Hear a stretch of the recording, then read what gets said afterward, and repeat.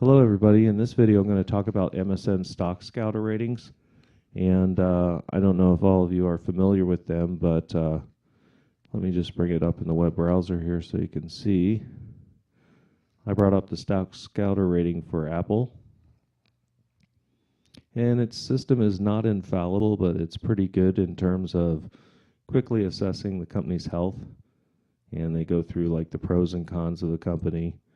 And I've actually brought this information in so you can filter on it with other things also, like stochastics, to look for a cycle of weakness or oversold type conditions so that you can get into them. But anyway, I'm going to do an example of that so you can see how that works. So let me go ahead and create first my web pages. So now that I'm sitting on Apple's MSN StockScouter page in my browser here, Internet Explorer, but you could do this with any browser. You choose copy after you Googled and went to that page. Then you go back over to the Eye in the Sky screener. Make sure you're on Apple or whatever stock you want to look for. Just make sure it has several letters in the ticker name so it's easy for the program to recognize what the ticker is. And I'm going to put in MSN StockScouter. Paste that in and hit save. And now we should see MSN StockScouter come up for Apple. So now we can get to that page. Oops, I accidentally went to the next item in the My Web Pages. Now we can go to that page for any stock in our list, which is kind of a nice feature of the software so that you don't have to go type ticker symbols and go to a bunch of different pages. So now that we have StockScouter in here, let's go over to the filtering aspect of StockScouter. And in the ratings tab, you can choose, it's a scale from 1 to 10, 10 being the highest. So you could pick off several ratings. I like to go down to maybe about 8. So that takes the number of stocks down from 6,700 down to 804.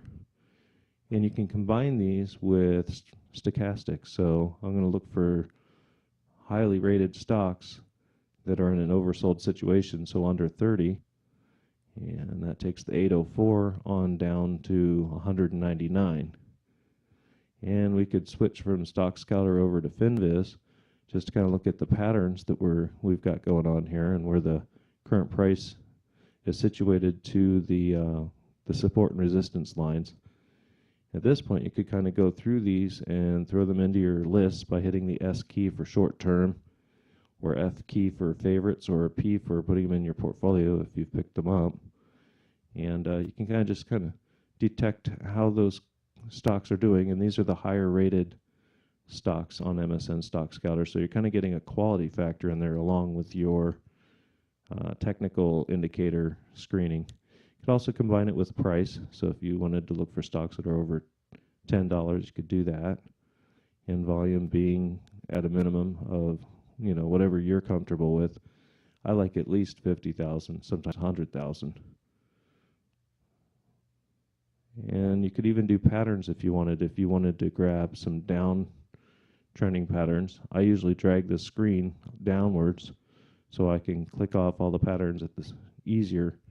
So I'll grab all the down patterns. That's my favorite. Bottom reversals are my kind of specialty.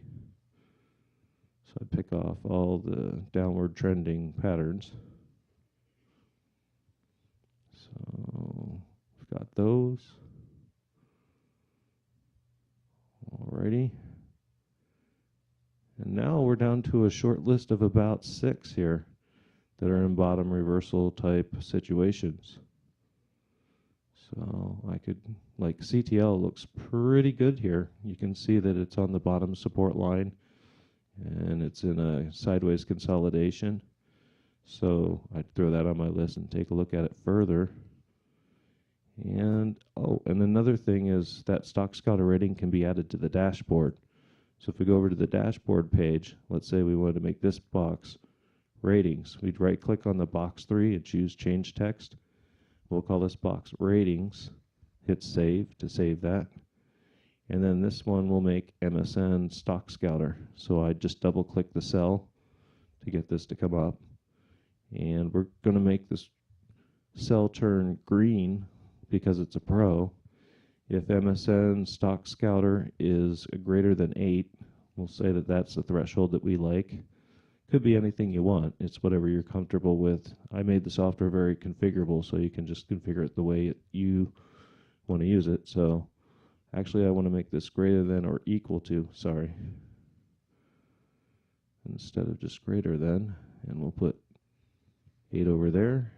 And then we want to get a red box, which would be an error if the MSN StockScouter rating is less than, let's say, 3. So we just pick off MSN StockScouter rating again, and we'll do less than or equal to 3, and save. So I had filtered on StockScouter being 8, 9, and 10, so obviously it's going to be green here. Could hover over and see what it actually is without going anywhere, and it's an 8. So if we went to CTL, we could see that CTL is a 9. Okay, and then if we wanted to look at more data, we could actually go to the StockScouter chart just by switching from FinViz to StockScouter. And here we have it for CTL. We can hit this button on the right side so that we can actually read up on the company from a StockScouter perspective, see what all the pros and cons are based on the different areas of interest. So this is something to consider. It's not an infallible system. No system is.